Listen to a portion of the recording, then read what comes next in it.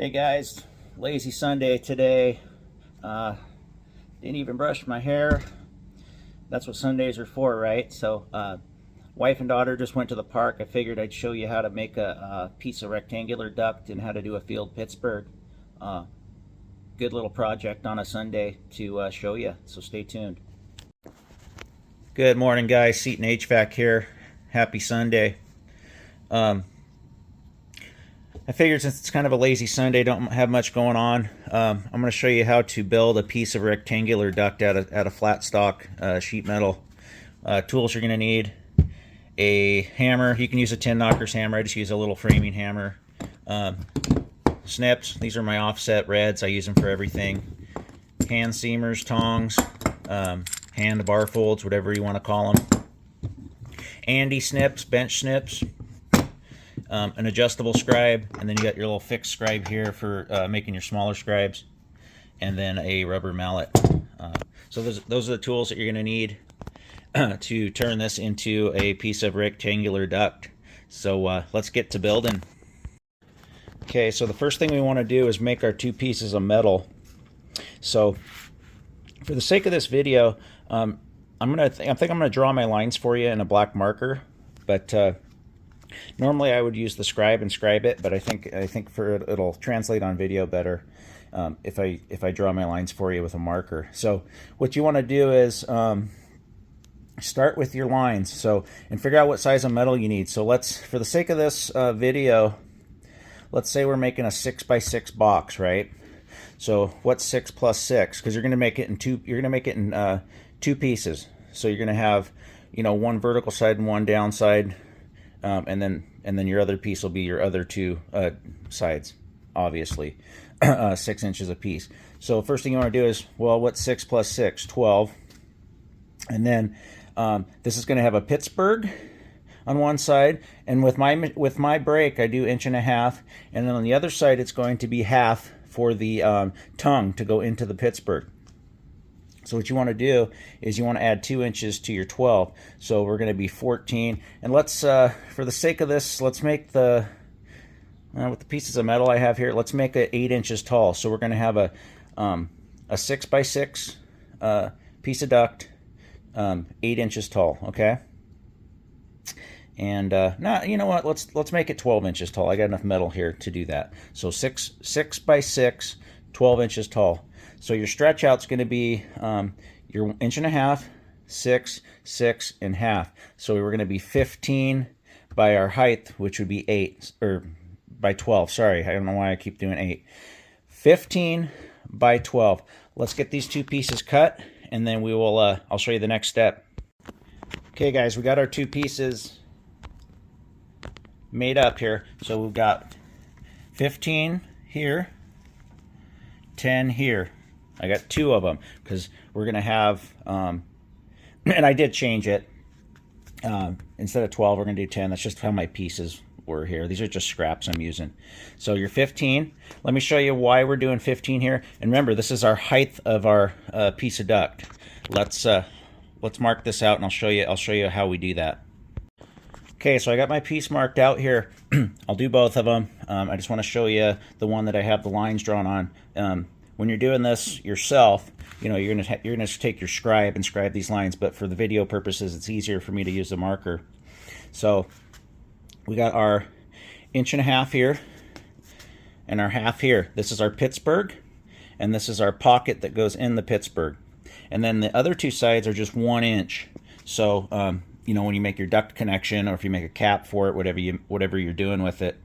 And then what we're gonna do now is, I think I showed you guys on another video. It's been a little while. I call it like a 70-degree notch here on each corner. Let me just notch it, and I'll show you what it looks like. Okay, I got her all notched up, so you can see it's kind of, I call it a 70-degree, maybe 80.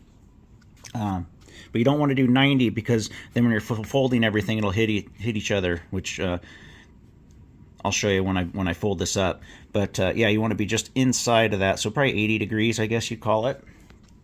And then, so yeah, we have our 1.5 inches, we have our half. Let me show you how we notch because we're gonna do the same. We're gonna do the same notch between our, you know, our sides that are each 6. So let me notch that up and I'll show you how that looks. Okay guys, epic teaching fail on my part. So we're only adding 2 to each side because you got 1.5 inches and 1/2. So our full piece is 14, not 15, okay? And then I also screwed up my notch. So you want each of these. So what you're doing is you're going to draw, because you got your 12 inches here. You just draw over a line 6 inches and then do your 70-degree notches. I screwed up this one. I'm at 5 for some reason. So just pretend that's not there. So that's what your piece is going to look like. 6, 6. Yeah, it's Sunday. What can I tell you? Let me get this other one notched up and I'll show you how we do this Pittsburgh.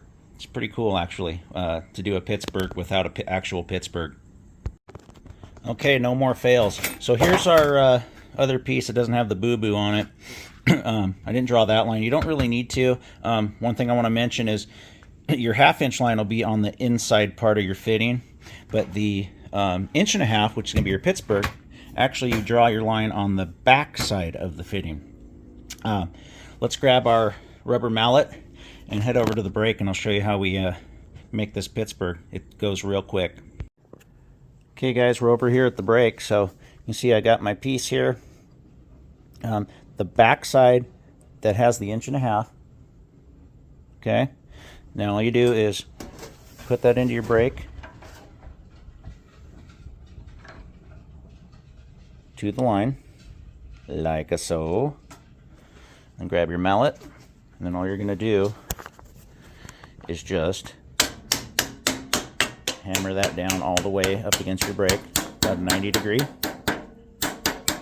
That. Then you're going to take your brake and you're going to bend that up all the way. Then you're going to take your mallet again and then just hammer that back down, like so. Okay. Then you're going to open up your brake. You're going to slide that in and then just use your brake to mash that back down. And for some reason my brake makes these crooked sometimes. But you see what we got there. It's a pretty good Pittsburgh, huh? So do that, and then all you do at the other side, well, I might as well bend it up while I'm here. So you're just going to take that, put that on your 6-inch notches. Bend that up. And you're going to take it to your 1/2 inch.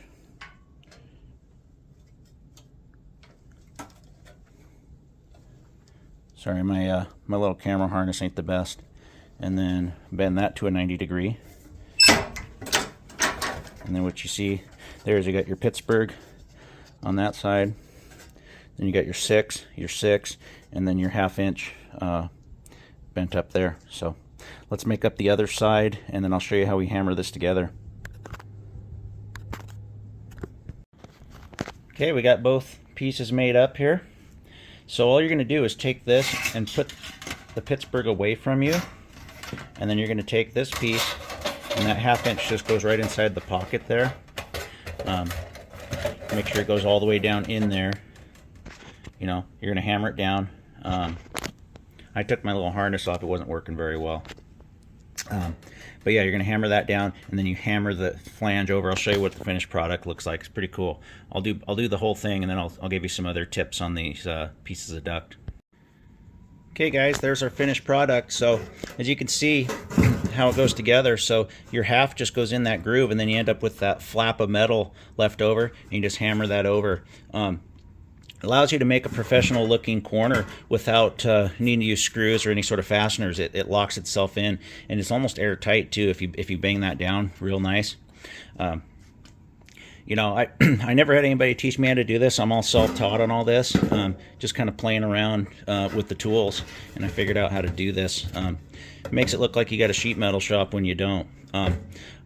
Another couple things to note about this is, you know, if it was a longer piece of metal or a bigger piece of duct, you know, always cross break it. I mean, I probably still would if I was installing this on someone's home. You know, cross break all your sides. Forget about my little boo-boo there. You know, hammer this down real nice. You know, you can take a little bit of mastic and seal there, you know, to seal it up 100%. but it makes a really good professional looking fitting. If there's anything I missed, you felt like I rushed through, I didn't show you on this, I'm happy to redo a video that's a little more in depth. You know, it's not on a Sunday when I kind of just want to relax and watch some sports, but I enjoy showing you guys how to build stuff like this. If there's anything else you want to see as far as sheet metal, let me know. If you want me to build transitions, I think I even have the stuff I can do. Yeah, I can probably make a squared around even with just my hand tools. I remember the formulas back when I was reading the books. But yeah, I've never been to a class or anything, but I'm happy to show you guys more stuff on sheet metal, brazing, flaring, anything at all. I got the time to help out and show you anything that you know that I know how to do. I have no problem doing that. That's why I'm here. So just wanted to do this quick little duct thing for you on a Sunday. So I really enjoyed it, and I'll be out on the job site tomorrow on that 3-zone Mitsu. So not hopefully, I will be wrapping that job up tomorrow. So I'll see you out there. Happy Sunday, guys.